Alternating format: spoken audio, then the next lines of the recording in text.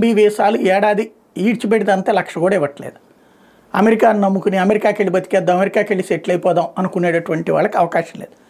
బ్రిటన్లో ఇప్పుడు కొన్ని ఆపర్చునిటీస్ ఉన్నాయి, జర్మనీలో కొన్ని ఆపర్చునిటీస్ ఉన్నాయి, కెనడాలో మళ్ళీ అవకాశాలు తగ్గిపోతున్నాయి. ఒకటి ఫస్ట్ ఆలోచించాల్సింది ఏంటంటే, విదేశాలకు వెళ్తే వాళ్ళు జీతాలు డాలర్లో ఇస్తారు, కానీ ఏం పనులు ఉన్నాయి అక్కడ?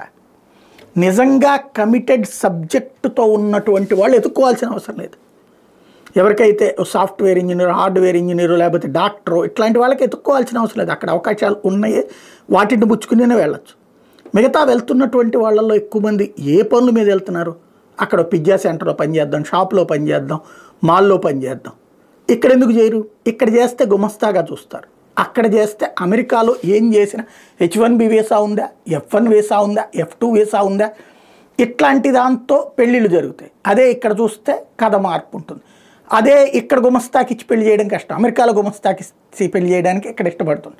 ఇదే ఇక్కడ కీ పాయింట్. అందుకోసమనినే మన వాళ్ళు విదేశాలకు పోతున్నారు అన్నటువంటిది ఇక్కడ ప్రధానమైనది. అయితే దానికోసం లక్షలు తగలేస్తున్నారు, లక్షలు.